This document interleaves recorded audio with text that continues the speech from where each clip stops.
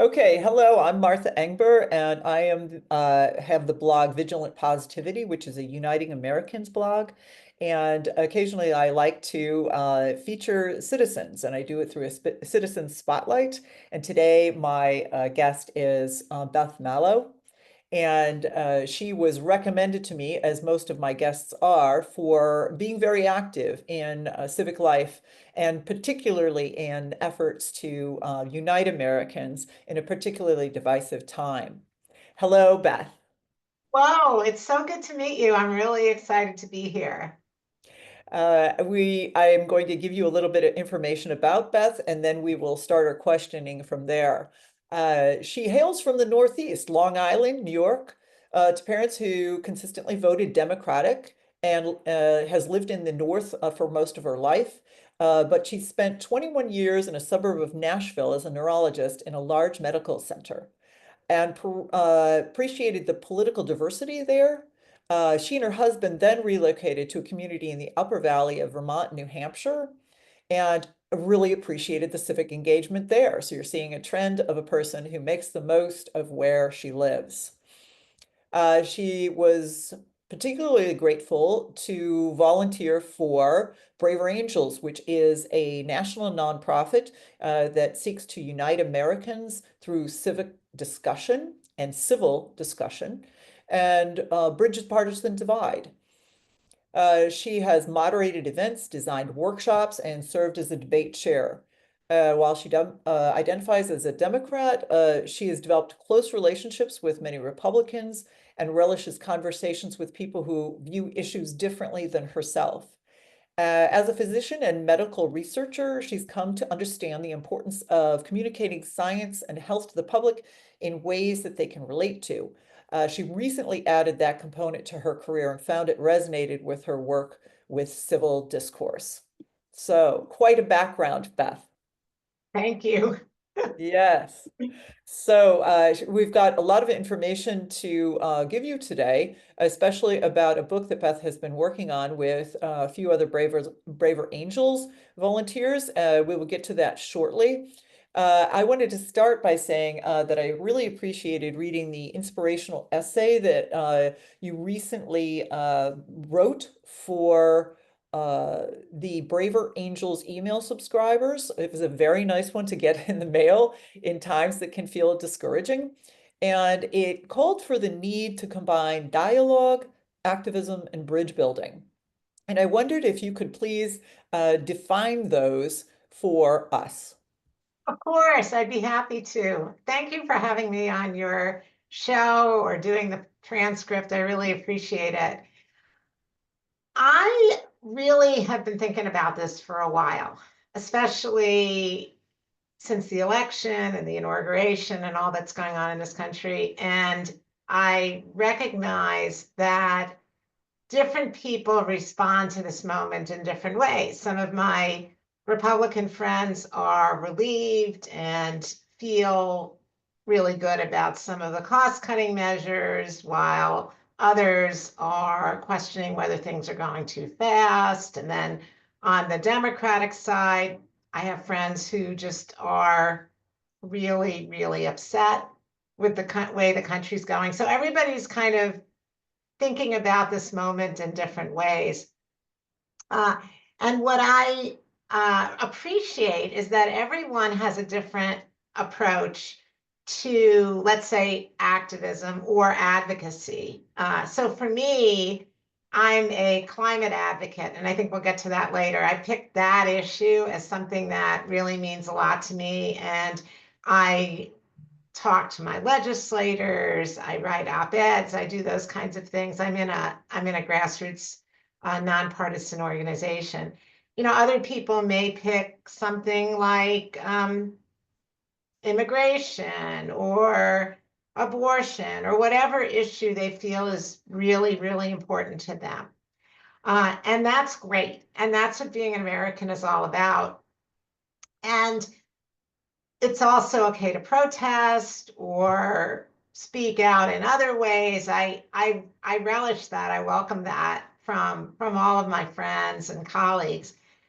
I think that the piece that I was really trying to articulate in that article was that if you can, combining bridge building or dialogue with activism is really, really, in my opinion, effective. So, what I mean by that, and let me just dialogue versus bridge building, they're very similar. Dialogue, I think of as engaging with someone you disagree with in a conversation. So for me, it might be engaging with someone who voted for Trump in a conversation and understanding why, where they're coming from, what motivated them. It might also be engaging with someone who goes to protests every week in a conversation and understanding like what that means to them, what they get out of that. Um, I kind of feel like I'm somewhere in the middle of those two groups, right? And the reason I think that's so important is that as Americans, we need to keep talking to each other now. This is not the time to go into our little bubbles or silos or whatever you want to call them, because then we're just going to talk to each other and we're going to get more and more riled up and more angry and start, as many braver angels talk about, demonizing the other side, right? Or not just saying, I really dislike their viewpoints and I don't agree with their viewpoints. That's fine. But you start demonizing the person, and that can be extremely sad. I mean, it's sad for me to watch, especially when people in their families start talking, or I should say, stop talking to their relatives or friends or um, neighbors. It's all very sad, and at least for me, I don't feel better. I think some people get an immediate rush that they're talking about others and they have that solidarity. For me, I get more of a charge out of talking with those I disagree with because it makes me see the humanity in that. So that's why I'm a big believer in, if you're going to do activism or advocacy, which I certainly appreciate and support, I do some myself around climate, you also want to remember that component of engaging with others, dialogue, and if you can, bridge building, meaning let's figure out how we can work together. If for example, let's take climate. If I'm a supporter of more government regulations to protect the environment, and you're more of a supporter of let's go with more market-based strategies or innovation on the part of business and limited government, I mean, that's great. Let's figure out a way that we can work together to hear each other's viewpoints so that we can strengthen our arguments and move in the direction of working together better. So dialogue you're defining as essentially, I'm talking to you. I'm going to invite you to talk. And when we talk, it is not so that I can prove that I'm right and you prove that you're right. Instead, it's for us to listen to each other. And that is something that I have appreciated by doing some of the workshops through Braver Angels, because it brings people together in a pretty safe environment where there are moderators who can help people learn the skills. So you will not worry about being called an idiot by somebody, or or you do the same thing to them. And so I really appreciate that. I feel like there's not necessarily a lot, people are very scared to do that kind of interaction, and there aren't necessarily very ready avenues for them to actually do that kind of dialogue. I happened upon Braver Angels because my sister recommended it. So I'm like, well, I better try that, and it's been wonderful experiencing the same thing of meeting other people and realizing that even if they have a different political viewpoint, they are still concerned about the same things I am, and that there is a lot of common ground. So, what do you do about a society that is, I guess, where it's not easy to necessarily find people of the other viewpoint to talk to. Yeah, I mean, I have to admit, one of the things I do miss about being in Tennessee is how many diverse political opinions I was exposed to, regardless of where I was, what kinds of things I was doing. It was really wonderful to have that. And one of the things that Braver Angels offers that I think is fabulous is they offer these one-on-one conversation opportunities where they even match you up with someone who's different than you. And I actually did that myself. I had several opportunities and conversations with conservatives, and they were really illuminating. Like one was on abortion and another was on immigration. And it was so heartening to, as you say, realize we had similar values, even though we might have differences on policy, for example.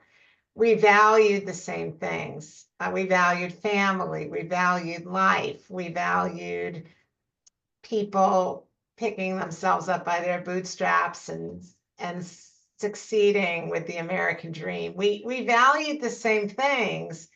We just didn't know that until we chatted. And what I love about this one-on-one conversations is that they have, first of all, they have conservative, liberal, they have rural, urban, they have even ones about the Palestinian-Israeli conflict, and you can either use their templates with someone you already know, or you can ask to be matched with someone and you can get together with them either locally if you're nearby or on Zoom. And I think that's extraordinary. So even if you feel like you're in your own little bubble based on where you live, you still have the opportunity to connect with folks. Braver Angels, as you said, is another great way to do that because every alliance or every local chapter, as we call the alliances, brings together Reds, conservatives, blues, liberals, and Gary's been a big proponent of independence, purples, This is to Gary really get Holland she's together. mentioning, who was Yeah. a previous guest of mine, who was also very established in the Braver Angels movement and is the alliance coordinator, I believe, for Connecticut, and he's Yes. under purple. So the combination of, liberal and conservative. So very interesting. Now, so what you're saying is there are these opportunities, but one of the things that I noticed is, like I took to it immediately. I'm like, this is of course the way to go, because if we can get Americans liking each other again, then we can have a united voice in which to go to Congress to tell them what we want, to stop messing around. And that would be very powerful because there's a lot of us Americans, but it's very difficult to convince other people to talk to people with other viewpoints and to more or less give up their favorite sports teams, which is what it feels like. I have a favorite sports team. You do. I'm on this side. You're on that side. That's how the way it should work. And so, what is your recommendation or idea for how to get beyond the fact that sometimes people prefer their kind of rage and hate over unification? That's the million-dollar question. And I think Braver Angels is asking that too, I see two different groups. I see people, we call them the exhausted majority in our book, and we didn't invent that term. It's been used by other thought leaders. Just a moment, let me tell you what book she is referring to, which is called, hang on, just a moment. It is called Beyond the Politics of Contempt, Practical Steps to Build Positive Relationships in Divided Times. Now, this is a book that, since you brought it up, let's go ahead and bring a few details about this. Is written by Beth as well as co-writers Doug Teschner and Becky Robinson, and it'll be published through Braver Angels on July 4th of this year, correct? Actually, probably a little bit past that. We're aiming for Right. August. We had a few minor delays. It will be published this summer, let's just say that. Okay. And so go ahead and tell us about this, how this can, when you're talking about the book and its formation, what you were dealing with in trying to reach people who don't necessarily want to give up their, you know, um, being on one side or the other. Yeah, so I would start by saying many of us are actually not on one side or the other. We're just in the exhausted majority is the term that there's a report from a group called More in Common, Hidden Tribes report, and we talk about that in the book. What we try to do in the book is in addition to our own ideas, we elevate some of the thought leaders of our time. And the exhausted majority is a really great way to think of how many Americans feel right now. We just don't want to even engage. We're so exhausted, yet we're in the majority. And all we want is for Congress to do their job and get their work done. And people at this point are just so tired and just don't want to even engage because they're concerned it'll break up their relationships or it's just too exhausting. So reaching those folks and figuring out ways to engage them, I think is huge. And then the other would be, as you say, kind of people who are engaged, but are maybe on one side or another, on kind of the tail ends and really are so angry, frustrated that it's just easier to stay in their groups and not necessarily engage with the other side or based on where they live. Like Vermont is much more blue, although I know there are areas that are more red here. But where I live, it's fairly blue. And I've had to go out of my way to find friends and other colleagues who think either more conservatively or more independently. Which Um, is one of the things that when I did the one-on-one through Brave Angels too, I'm going to highly recommend that to anybody who's listening or watching this is it's really a great and safe way to do it because they provide you with a script that you use with the person. So it is not a free-for-all. You don't just call somebody up and spout your opinions, neither do they. Instead, they give you very particular questions and ways to introduce yourself and time limits to be Something really courteous important. I'm to so this. glad you went through the template because the first thing you do when you have your conversation, if you remember, you don't jump into the contentious issue. You get to know the person.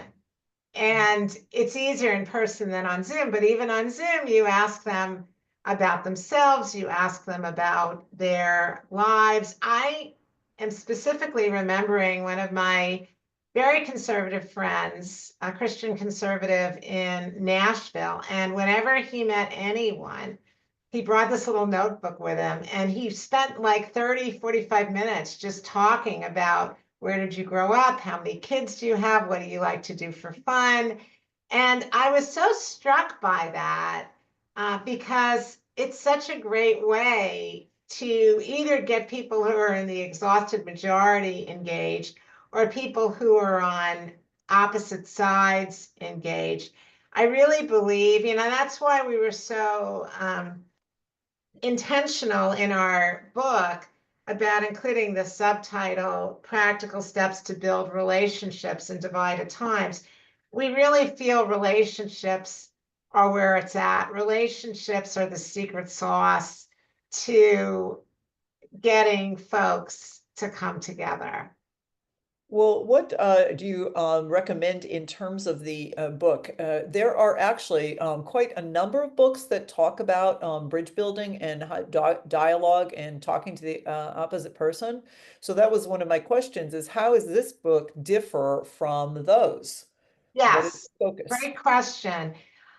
Yes, I would say a few things there. First of all, there are also a lot of books out there that talk about how polarized we are and how divided we are and how awful this is, and we're heading towards civil war and all of this. And we do a little bit of the why, we dissect out the reasons.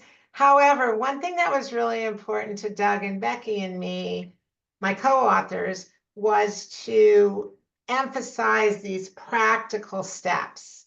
And that's where I feel like we go beyond some of the other books that are out there that might, for example, touch on what you can do, but most of the book is more, this is how we got into the mess we're in or whatever. The other thing we do is, So let me stop you there. oh So yeah, what yeah, of you're saying course. is essentially if somebody is extremely nervous about the wading into the idea of talking to somebody with a different viewpoint and really wants to do this, it literally will give them steps to do it. And does it require that the other person they're going to be talking with also use those lessons in civil discussion?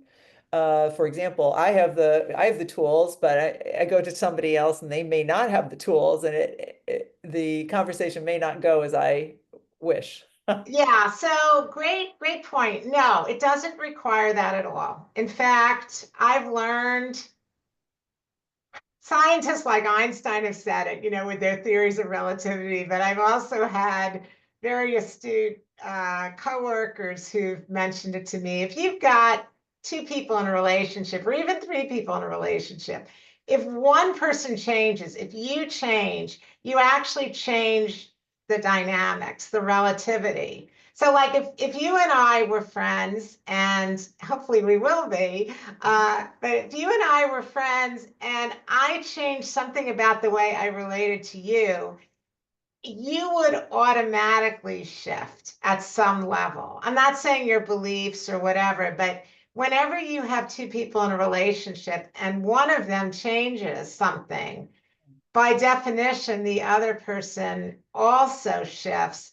And that's why it's so powerful. We always say start with yourself. Don't try to change the other person, change yourself, right? Does that make sense? So what you're saying is it's actually a pretty powerful thought. The idea is that I could either enter a room with a scowl on my face, assuming the other person is going to attack me. Right. Whereas if I enter thinking, oh, I wonder who this person is, I bet they're going to be really friendly. I would like to find out who this person is and how they think. They're going to read that immediately. So in one, Absolutely. I see. In one case, That's it's volatile, it's yeah. scary, it's violent, whereas the second one is much more open. So it's you come in with an open viewpoint. It's curious. It's Curious. it's being curious about the other person. Why did they vote for Trump? Or I really want to understand why they feel this strongly about abortion or immigration or whatever the issue is. The other thing that I wanted to make sure we touched on is some books focus on skills, and that's great. Communicating skills. That's something we do in our workshops at Braver Angels, like how do you listen? How do you respond? How do you let somebody know that you're listening? And that's is really important. What we try to also do in our book is we help people understand sort of the emotional and do some of the emotional work, because you can have the best skills in the world, but if you, first of all, don't recognize the importance of talking with the other side, or you try to use these skills without sincerely being curious, they don't work as well. In other words, I could say to you, Martha, I hear that you're upset about people who go to rallies, or I hear that you're upset about people who vote for Trump. But it's not like where I'm really having that deep discussion with you. I need to do some work before I even get to the conversation and understand my own biases, for example. And that's what we try to do in the book is we include that aspect of practical steps? When so essentially human blindness. So you may be able to we lie to ourselves. Oh, I'm an open and curious person.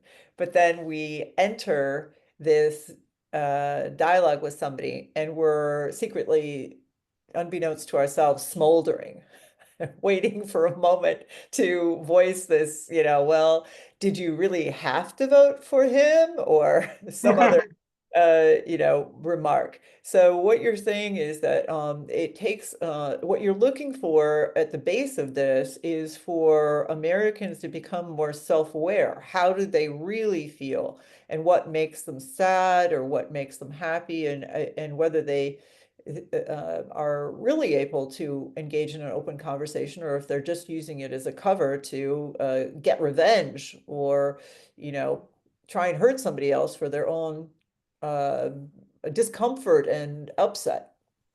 Yeah, I think so. I think you hit the nail on the head. I think the other thing is values. Doug comes from a leadership background, so he spends quite a bit of time in the book on what are your values, how do your values shape your life, how is your values changed, what resonates with you, and then I bring my being a researcher, being a physician, skills in communicating science to the public. How do you even read social media? How do you approach an article on social media, right? Because that's going to be part of your dialogue with other people too. And then Becky brings a wealth of knowledge about books and writing and communicating. So I really think we have a dynamic team. A trio that brings a little bit from everything. But when you were talking, it sounded like what you're really aiming for is essentially a self-help book for people who want to get off the polarization train.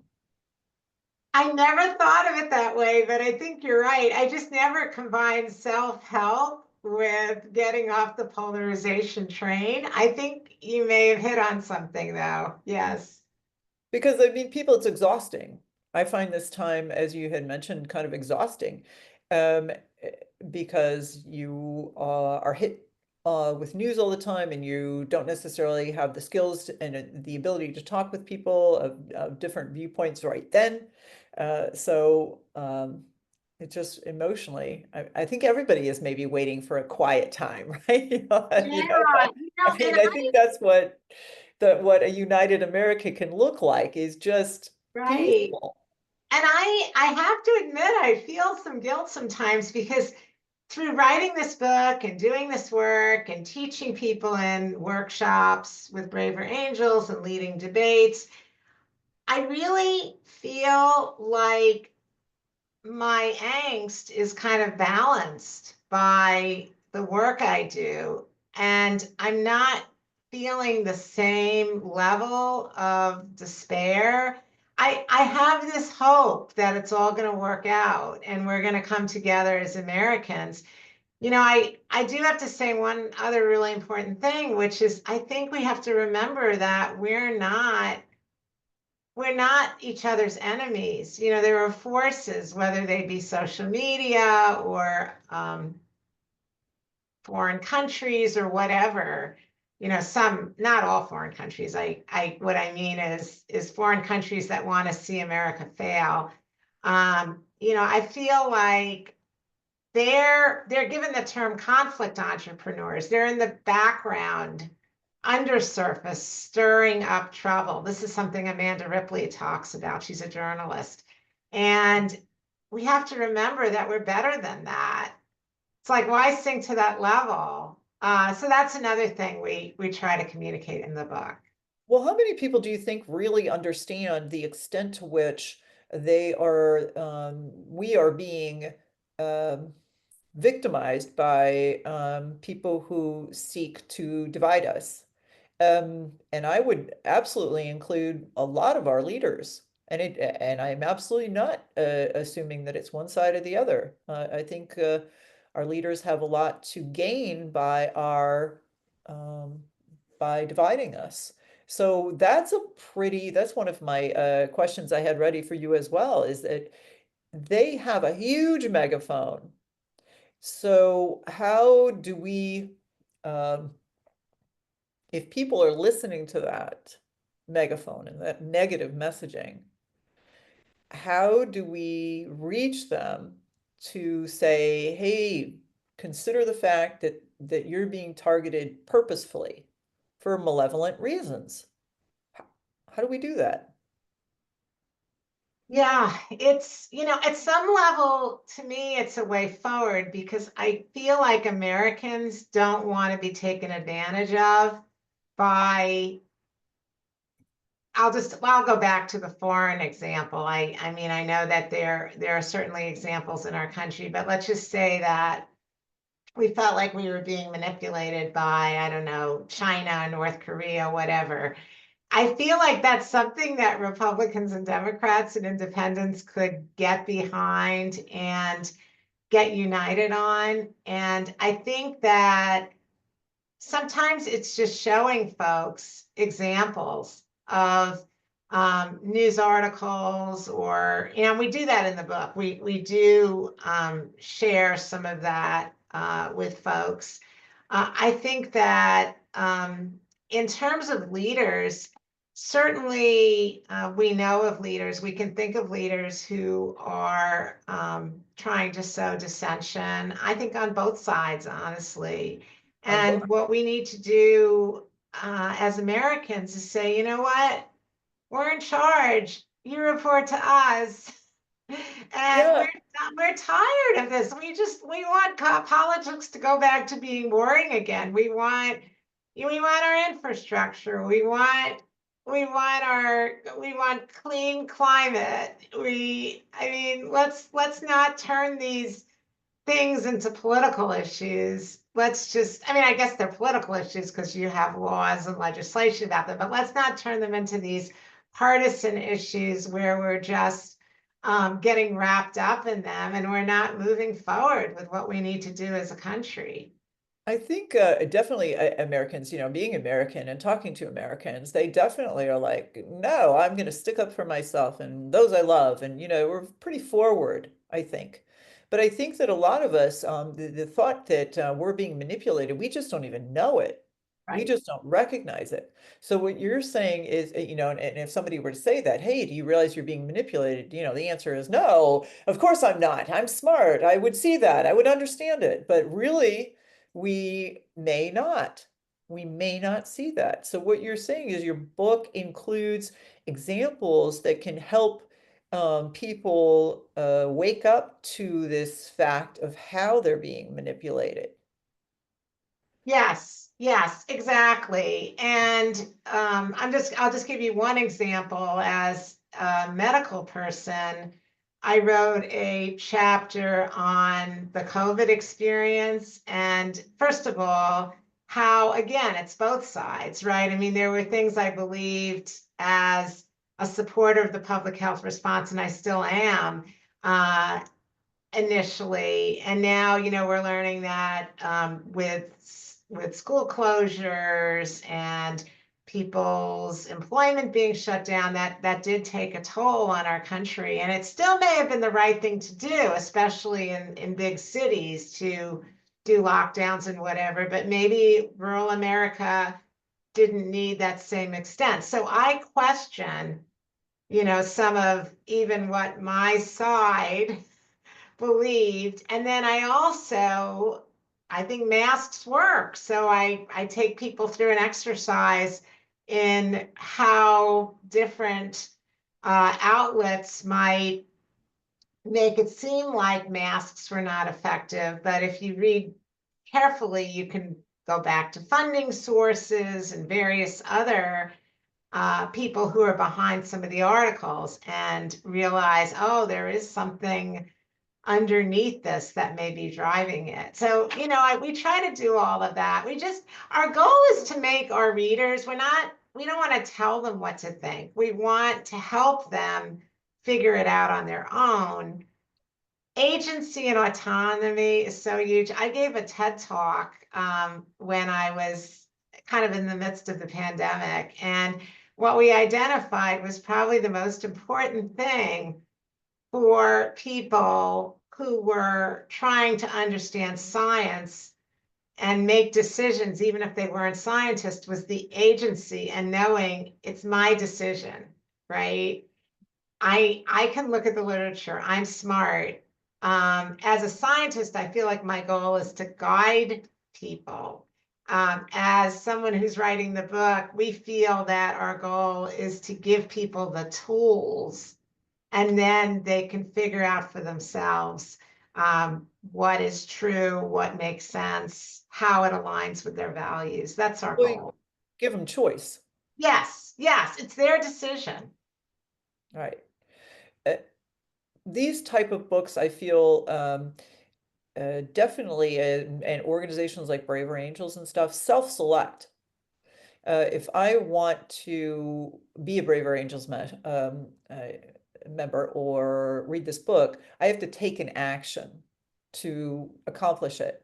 I have to sign up, or I have to buy the book, or what have you. So that's why I'm saying it kind of self-selects for certain kinds of people who are ready for the information, who are ready to take an action. But how do you reach the people who aren't? Great question. My hope is that if somebody is, like, if you think about influencers, if Mhm. you're maybe not in my camp just yet, although hopefully you will. My camp is not left or right, by the way. My camp is saying, regardless of my political persuasion, left, right, or independent, or right, um, my camp is being open and willing and curious to talk to people I disagree with. And if I can get someone to be even touching that camp, like let's say you're on the right, you're on the conservative side, but you're willing to hear me out and maybe shift a little bit and buy the book, then you can go back to your conservative friends and say, I just read this book and I'm thinking about things in a different way. And the authors are balanced. Doug is a former Republican state legislator in New Hampshire, and Beth and Becky are more maybe on the moderate or left side. And it was really balanced. And now I'm thinking maybe I'll shift a little bit. And so that person talks to their people in their little bubble, and then maybe Becky and I talk to people in the left bubble, and we start bringing people in, right? We're influencers in a way, because we call it in medicine and public health, we call it trusted messengers. People who are in a community, like public health workers, who are willing, their community members are willing to listen to them because they're part of them, right? Or they at least have a toe in their area. So I feel like I can do that with some of my liberal blue friends. And Doug can do that with some of his red friends. And, then you start bringing people more together. But it's a slow process. And I think a book helps. We're hopeful. We've talked to our Braver Angels colleagues, and they've been super supportive of our work. We're hopeful that our book will help amplify some of the messages of Braver Angels and other groups that are out there too. There are other groups besides Yes. Braver Angels that are working in this space, and we hope we can amplify their efforts too through this work. And you can find those on my resources page on Vigilant Positivity blog. And again, that's vigilantpositivity.wordpress.com. And if people have recommendations for organizations that are in the same camp, using that word, if you will, please feel free to contact me. But in terms of the trusted messenger, that's a great term, because there don't seem to be very many trusted messengers. People are only looking at one news organization that they consider trusted, but or what have you. And I think that's one of the problems is that you really need people who are in the middle and you feel like you're not being manipulated by them. Right. There are some really great news outlets. There's one called All Sides and Tangle. And what they do, they look at the, Groundnews.com. yes, they look at the views from both sides. Ground News is another one. So they're looking at what does the left think? What does the right think? What do I think? Or what does the center think? I mean, they have different ways they do it. I include that in my Great. media. I also I do a lot of fun things. When I drive, I've got like a conservative channel next to MSNBC, so I can kind of like go back and forth. And then I also love, like, if I'm on Facebook, I like liking groups that are very different than what I might normally like, because then I find that I'm tricking the algorithm and it starts giving me a mixture of things, which is really healthy. We talk about all of that in the book. That's very interesting. In other words, making kind of gamifying the process of finding out the other viewpoint. Yes, I find it fun to burst those bubbles.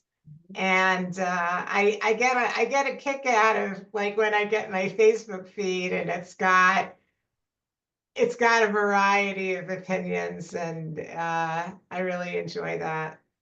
Uh, well, I also want to ask in terms of the book, first of all, where did the idea come from and how long ago did you start it?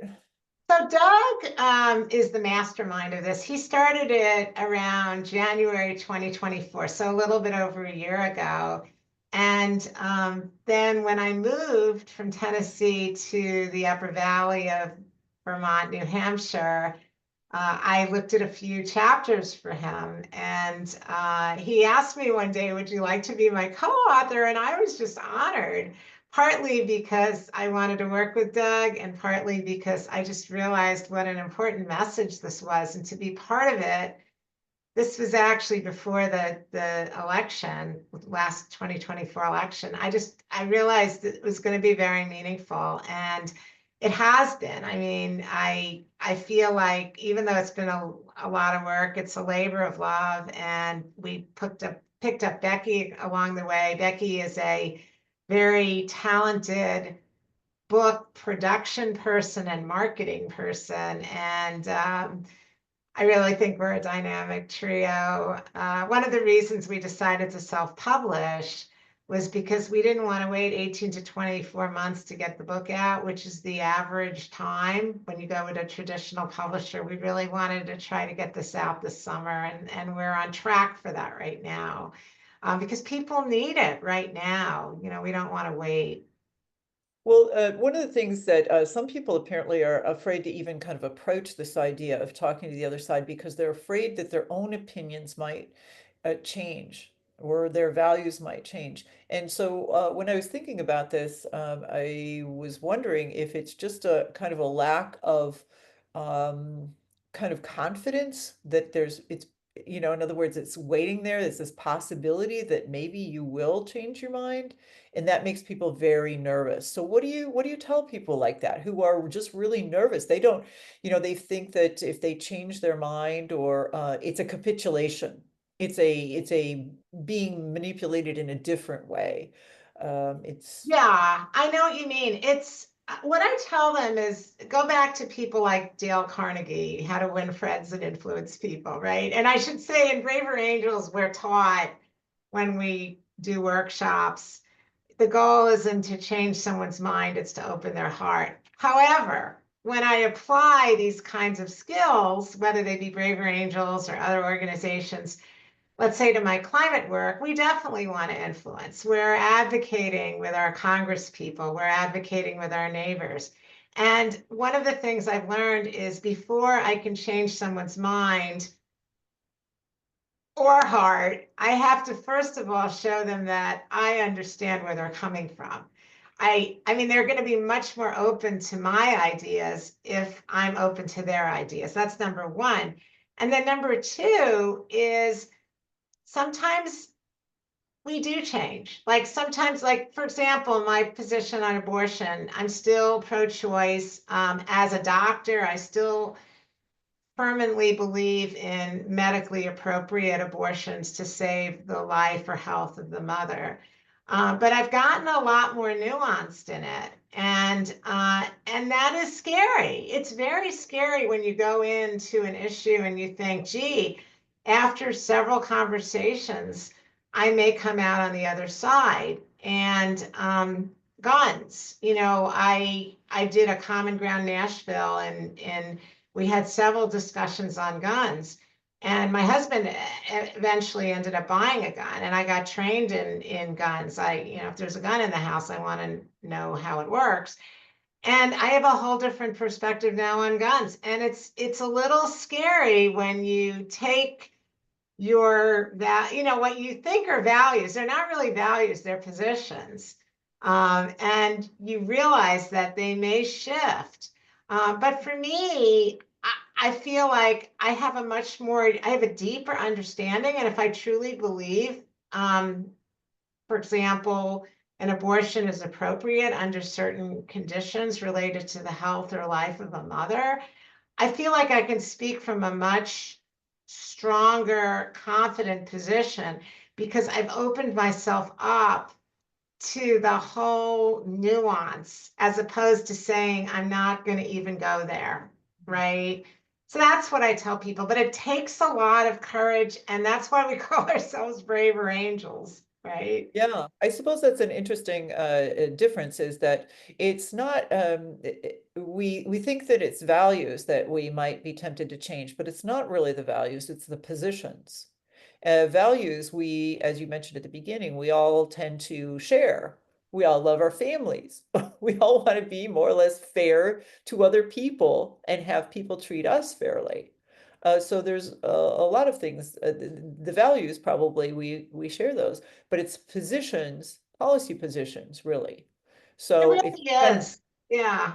Yeah. I mean, I think it is. I mean, one thing we did a bunch of COVID workshops in Nashville where we brought together, or we did them across in 3 states. And the one we did in Nashville, I remember people who were supportive of the public health response to COVID and people who were questioning the public health response to COVID all agreed that they valued the health of their communities. It was just was respecting the health of your community, eradicating every last COVID case, or was respecting the health of the community, making sure that people, kids could go to school in person and people could keep their jobs open, their businesses open, and people could go running in the park. Those types of things. We realized it's the same thing. It's the health of the community. It's just different policy positions.